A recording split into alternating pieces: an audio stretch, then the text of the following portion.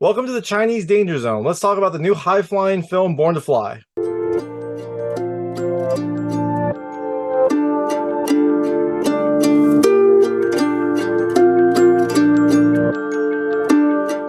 Hey everyone, this is David Stark from Watch Your Past, and I'm here to talk to you about Born to Fly, which is coming to theaters on April 28, 2023. It is a Chinese military drama about China's quest to get a new advanced warfighter and the things that people have to do to make sure that that is ready for the battlefield. My hot take is, look, I think you should rent it. I liked a lot about it. I liked the action, I liked the cast, and I liked some of the funnier moments, but it also felt like kind of a high-flying military drama that didn't really have enough fuel to get off the ground, didn't have enough action, and the planes themselves were often CG, and the planes themselves were often CG. And although they were well done, I really wish that they would have gotten real planes. It at times felt kind of like an imitation Top Gun. So I'm going to tell you a little more about the film, a few things I liked, a few things I didn't like, and go into the ending. So as you can imagine, there will be spoilers in the ending section. If you don't want to know what happens in the film, I would turn it off then. Before that, I'll keep it vague, and I'll give you plenty of warning before I get into the spoilers. So in Born to Fly, you have the main character, and I will probably butcher most of the names in this, so just bear with me. You have the main character, Liu Yu, who is a phenomenal pilot who gets pulled into this test program to try to test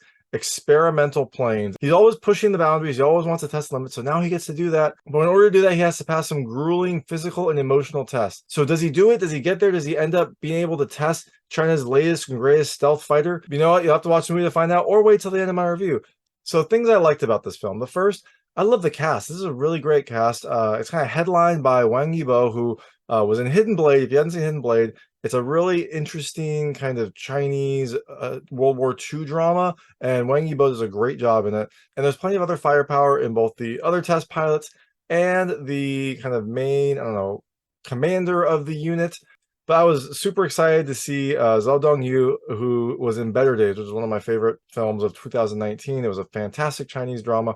And it was really great to see her in a very different role. She plays a military doctor who is helping all the people who are trying to compete for these test slots and make sure they make it through safely. So the second thing I liked are the effects and the action. This has really good effects, especially during some of the test scenes. Like, there are some interesting kind of apparatuses that are used to test the pilots. There's some good kind of weather effects when they have to go into like extreme temperatures. And during some of the flying themselves, it's good. I'll get into something later in the things I didn't love, but the actual action is pretty well done. It's pretty exciting. You can tell it's CG, but they do a pretty good job with it. And the last thing I liked is there are some funny moments. Look, you got a bunch of young pilots who are competing against each other. It can be stressful, but there are moments of levity in there to kind of break up some of the tension. Look, you got a bunch of young kids who are in the military. You're going to have some like silly, goofy moments, and they've got that, as well as some levity from some of the older hats, which was nice to see. Things I was neutral on, this isn't really a good or a bad thing. It was just interesting to see like the Chinese military customs, like some of the things that the Chinese military did. I don't know how accurate it is to like the actual Chinese military, if it's a, you know, Hollywood take on it, but it was interesting to see just some of the differences that they had. Some of the songs sounded like similar to American songs, but just slightly different. Some of the traditions seemed a little bit different as well. So it was fun to see. I liked kind of exploring that part of it. Things I didn't love as much. The first, and this is probably the most egregious thing with this, there's not enough action. And this is partly on me. I was kind of expecting this to be like the Chinese Top Gun. I was expecting there to be more kind of actual dogfighting and action, and this film doesn't have that. There's a few scenes here and there, but overall, this is really focused on the test pilots and the things that the test pilots are doing, which is exciting, but just not as exciting as I was kind of hoping it would be. The second thing I didn't love as much is there's a lot of CG for the planes, and it's, like I said, it's well done CG, but it's still CG. I was kind of hoping that you would have real planes doing some of these maneuvers, doing some of these scenes. I thought that that would be kind of an interesting way to go, an interesting kind of like, I would have liked to see kind of a big budget Chinese film that uses actual planes, actual Chinese technology, on the screen. It would have been nice to see that. As it stands, there's a lot of CG, so you get, some well done CG, but sometimes the planes just, they don't move kind of how I would expect them to. And I don't know, maybe they do actually have the ability to kind of like defy gravity and stop on a dime. But sometimes it felt like the planes were performing a little bit better than you would anticipate, and part of that I think is because they had CG. And the other thing is, it kind of takes you out when you can see the CG planes, and especially at the start. There's some scenes at the very start where you can definitely tell that they're CG planes, and it really didn't kind of it was still exciting, but it didn't give me the same kind of exhilaration as something like Top Gun Maverick did. And the last thing I didn't love as much is, look, like there are some main characters in this film. Like I said, I love the cast, but I feel like everyone else, you don't really get a sense of who they are. Like, you really only get to meet two main pilots in this film, and even though there's plenty around, you don't really get a ton of exposure and a ton of interaction with them. I kind of wish it would have used the whole cast and maybe kind of integrated them more into what is going on. So I'll get into that when I get to the ending section. And the last thing I didn't love as much is there's a little bit of propaganda in this. Like, look, that's what you would expect from a military film made in a home country. There's going to be a little bit of propaganda effect, and it's not actually as extreme as I kind of expected it to be. So that was kind of a nice surprise. But there's definitely scenes where like foreign planes will like enter the airspace and they'll be communicating and they'll be like, we go where we want, like things like that. Like the Chinese airspace, the Chinese Air Force will say like, you're entering China's airspace, turn around now. And the foreign entity, probably supposed to be America, but they don't specifically call it out, goes like, we go where we want, we do what we want, and just like goes on in. That was a little bit extreme, and also in the end there was kind of a display of military power, which feels a little bit propagandist, but like I said, there's not as much as I was kind of expecting, so it was a pleasant surprise, but it's still something that kind of like rubbed me the wrong way. So that is Born to Fly. It's coming to American theaters on April 28th, 2023. Like I said, I think you should rent it. It has a lot going for it, but there's just some flaws that I didn't love as much. But you know what? This is actually a pretty decent movie to see in theaters because you've got the sound from the planes, the high flying action that you get. Even though it's CG, it's a pretty well done CG. So I think if you see it in theaters, you will still enjoy it. My recommendation is to rent it, but you know what? You do you. And if you do see it, let me know what you think. I'm going to get into the ending now. So if you don't want to know what happens in this film, I would turn it off now because there will be spoilers. So like I said, this film mainly centers on Liu Yu, who is a talented pilot who gets pulled into this kind of uh, test pilot program to try to find the next great, I don't know, I guess, test pilots to test secret Chinese planes. You've got 7 slots for the test pilots, and there's a bunch of pilots from all over. All of them have accolades. So Liu Yu is kind of competing against the best of the best. In that respect, it feels very much like Top Gun, where they're competing against each other to kind of see who's the best pilot. This other pilot emerges as kind of his main competition, this person named Deng Fang, who is just kind of a phenomenal pilot and also like a stickler for protocol. He's like always polishing his boots. He's always kind of like making sure everything is in tip-top shape, but he's also a fantastic pilot. So those who kind of emerge as the main competitors, and they go through this grueling series of tests to try to like get onto this test group. And the tests themselves are pretty interesting. Like I said, there's some pretty good effects for when they're like testing their ability to handle G's and also like testing extreme weather responses and things like that.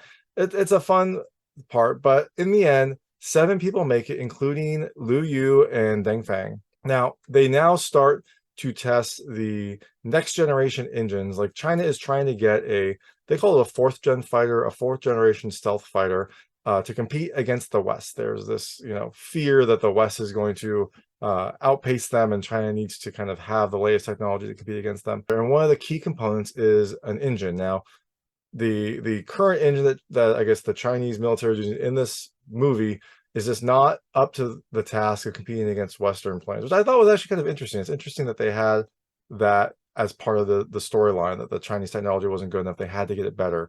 So the pilots try to test the new engines, try to test the new planes, and Liu Yu gets this kind of old junker of a plane, but it has a new engine, so he's still going to test it. He is paired with the like commander of the unit, this person named Commander Zhang, and he goes out and tests it. He goes into a climb, he kind of pushes it past what they expect it to be able to do. He's trying to like test the limits of this plane. And unfortunately for him, the engine burns out and the plane starts to kind of stall and fall. Now, Liu Yu kind of panics early on. He ejects pretty early, and Zhang is in the plane trying to get it to work. And at the very last minute, he gets it. At the very last minute, he gets the engine up. He stops the stall. He just kind of like barely survives, but he does survive. Now, he is upset with Liu because he ejected so early, and he said, you had more time. you didn't need to eject that early, you panicked, and as a result of that, they lost all the test data. I guess he didn't secure the test data before he ejected, so it was all erased. So because of this, Liu gets grounded, and now he can't fly, and he is kind of tasked with working on these parachutes, which they're supposed to try to make him more patient and kind of appreciate everything that goes into the flying system. They don't ever they mentioned like that parachutes are delicate work. You have to take your time. You can't rush it, which is kind of the antithesis of what Liu Yu was doing. He was kind of always pushing the limits, always trying to kind of go fast, go quick, go far. And the parachute task is much more kind of delicate and precise. So eventually Liu Yu kind of works his way back into the flight, and now they have a new test that they have to do. They put the new engine into one of their new planes, and they're going to test that climb rate as well. So Liu Yu and Zhang go back out again, and this time they're doing the test. Liu Yu doesn't do anything kind of rash, but the engine malfunctions. And so Zhang tells Liu Yu to eject quickly. He ejects, but unfortunately for everyone, they're over a residential area. So Liu Yu ejects, his chute opens, he packed it very well, so it definitely worked. And then he gets dragged because of the chute, and it doesn't like disengage, it doesn't like detach from him. So he gets dragged across the roof and gets like impaled in the shoulder on some sort of like metal beam that's in there, like a little piece of rebar or something. It's not great for him, but Zhang is piloting the plane, trying to get it out of this residential area. They tell him to eject. He said no, like we're over too many houses. So he's trying to like get it clear so it can do a crash landing, and then he'll eject. He finally coaxes it out of the residential area. He gets ready to pull his kind of ejection seat, and it malfunctions. His ejection seat malfunctions. It doesn't fire off. He keeps trying, and then eventually he kind of resigns himself to his fate and like records a message for his family and loved ones, and then boom, Zhang goes up in flames. Now this affects everyone because Zhang was kind of a legend in this area. He was like the lead test pilot. He was friends with everyone. Everyone respected him. So this causes some emotional turmoil for everyone. Now, the commander, the new commander, kind of wants to shut this down, but the flight unit says, like, you know what? No, we got to keep testing. Like, we have to test to make sure this stuff doesn't happen on the battlefield. We have to keep going. If we don't, then like Zhang's sacrifice will be in vain. Something along those lines. So after an investigation of the crash, they figure out the reason. The reason was because while they were flying, they fired off some missiles, and the hot exhaust from the missiles like got sucked back into the engine, and that was like above some tolerances, and it caused the engine, I don't know, the fans in the engine or something in the engine to like break off and cause a fire. So they have made changes, but you know what? It's one thing to like make a change, it's another to actually test it. So they want to keep testing the plane. They're going to keep going. And Liu Yu volunteers to do it. He says, look, I've done this flight before. I can do it again.